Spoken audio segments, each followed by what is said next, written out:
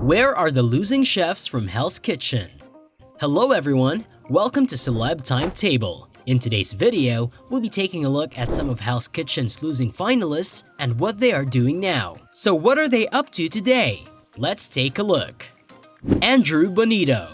Appearing in the first season of Hell's Kitchen, we have Andrew Bonito, who managed to get pretty far in the competition. He had a big mouth and ego which eventually came back to bite him. Considering his confidence was so high, it was surprising to see him perform badly on a consistent basis.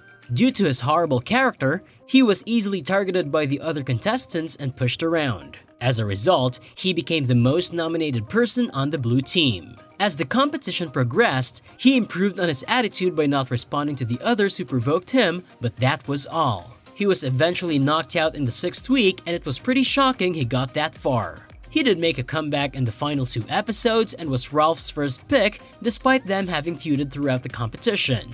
That was a disaster, however, as he cut his thumb while peeling an artichoke and he landed in the hospital. He still managed to do well despite an injured finger though, and after the show, he returned to college and completed his master's in hospitality. Later on, he took on the position of Director of Operations at a restaurant called Who Kitchen. Currently, he is a Director of Strategic Initiatives at Alum Restaurant Group. Seems like he's doing rather well. Maribel Miller. Debuting in the 2nd season of the show, Maribel is a contestant you can describe as, well, forgettable. She was a contestant who wouldn't mix about much with the others, always keeping to herself. For this reason, she pretty much went unnoticed and was a mediocre chef with mother to make her stand out. The most she would do was make snipe comments from time to time. However, she did make it to the 6th round and grabbed the 6th place spot, which is pretty surprising. Following her exit, she has gone on to do a whole slew of impressive things that we think are pretty noteworthy. For a while, she became a cake decorator at a place called Nibbles Cakes in Delamere. Unfortunately, the business didn't work out as planned and she decided to start her own company. Focusing on the world of spices, she called her company Wepa Spices, which has decent priced products with excellent reviews. Do check her out! Virginia Dalbeck. Another season 2 contestant. Virginia had a tough personality throughout the competition. Being very passionate, she was always willing to admit when she did things incorrectly. Even though Dalbeck had one of the best palates of the season, she was a very inconsistent chef, which is why she was nominated for 6 eliminations. That aside, she was generally a kind person. Dalbeck showed exceptional leadership skills and grew stronger throughout the challenges. Having a running feud with Sarah since she attempted to sabotage and backstab her on multiple occasions, it wasn't smooth sailing for Dalbeck. However, she did become the 2nd runner-up of the show after her intense battle with Heather. She fell short in the finals, but she accepted Ramsey's decision. Following her appearance on Hell's Kitchen, she went on to work at Lupa Osteria in Casamono. Later on, she put all her energy in opening her own restaurant called Coke and Pig Tavern in San Angelo. An interesting detail about her restaurant is that it has multiple locations across Texas. She recently opened a new restaurant called Red Oak Kitchen, which is doing pretty well. We can safely say she has done quite well. Bonnie Muirhead. The only Swedish chef in the show's history, Bonnie Muirhead made her appearance in the 3rd season.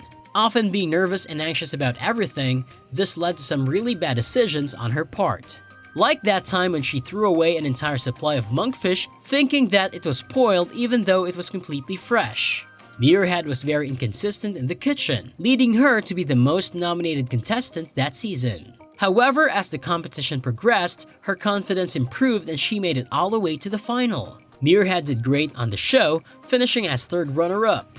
Following her appearance on Hell's Kitchen, Muirhead moved to New Zealand where she became a sous chef. Working at the Crab Farm Winery at Hawke's Bay, she also spent some time doing cooking demonstrations on the side.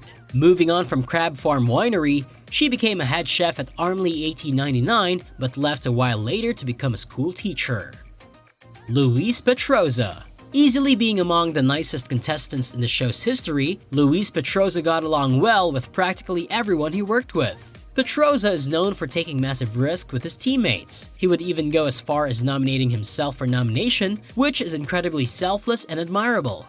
Having a rocky start in the kitchen, he eventually grew out to be one of the strongest contestants. Due to his consistency and friendly attitude, he made it all the way to the final.